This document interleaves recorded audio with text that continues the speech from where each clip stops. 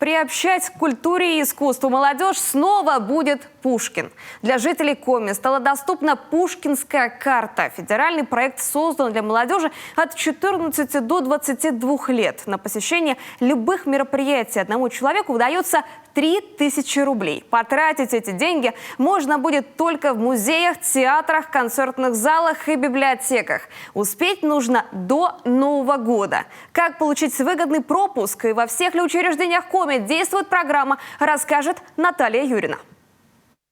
Пушкинская карта пока виртуальная. Уникальный масштабный проект, благодаря которому молодые люди в возрасте от 14 до 22 лет смогут за счет государства посещать любые культурные мероприятия. Привилегия касается и жителей Коми. Пушкин – наше все. С годами цитата Григорьева не только не теряет своей актуальности, но и закрепляется в молодежной среде. Карта имени Александра Сергеевича действует только в учреждениях культуры. Музеи, театры, концертные залы и библиотеки готовы к приему обладателей пушкинских карт. Учреждения Коми не стали исключением. Пушкинская карта позволит привлечь молодое подрастающее поколение в наши учреждения культуры и муниципальные учреждения культуры для того, чтобы показать все лучшие произведения, которые есть у нас. В этом проекте участвуют и театрально-зрелищные учреждения, и наши музеи, и Национальный музей, Национальная галерея Республики Коми, и показать все фонды, которые есть у нас, и приобщить подрастающее поколение к культурным ценностям, которые есть у нас в регионе. В проекте участвуют государственные учреждения и муниципальные. Последние афишу под Пушкинскую карту пока прорабатывают. Театры готовы. Из ближайших в Театре драмы по новшеству можно попасть на ряд спектаклей в рамках Северного фестиваля. В Театре оперы и балета для постановок, попадающих в список, разработали специальный знак. Сам проект Пушкинской карты может стать уникальным шансом не только к приобщению к высокому искусству, но и тому шансу, когда можно очутиться в необычной культурной атмосфере, находиться в которой нравится любому образованному, воспитанному человеку. Есть специальный отличительный знак.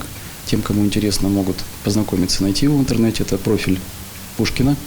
Он будет у нас отображаться на афише, на бумажных афишах и, естественно, в интернете, в электронных носителях.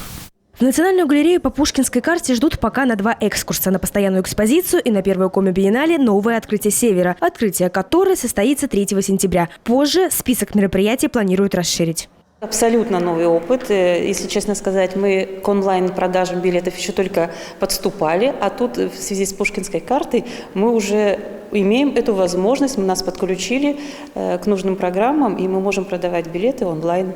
Механизм работы карты прост. Государство зачисляет на нее 3000 рублей. На эту сумму можно купить билеты на культурные мероприятия по всей России. У карты 2 формата – реальная «Мир» и виртуальная в телефоне. Для оформления Пушкинской карты необходимо быть зарегистрированным на портале госуслуги. После активации учетной записи необходимо скачать отдельное приложение госуслуги.культура. После вводим логин и пароль и запрашиваем Пушкинскую карту. Она будет готова в течение 5 минут. На ее счету сразу появится 3000 рублей.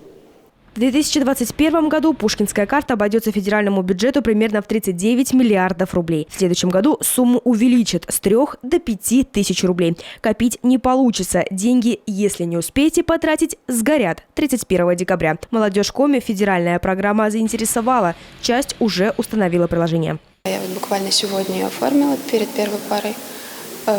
Получила эти 3000 на счет, но пока не особо понимаю, что с ними делать, как ими пользоваться. Увидела множество музеев по всей республике. Планирую сходить в театр, так как во многие галереи можно пройти бесплатно со студенческим, либо же со справкой о том, что ты учишься в Институте культуры и искусства, и там будут скидки. А вот в театре это не всегда работает.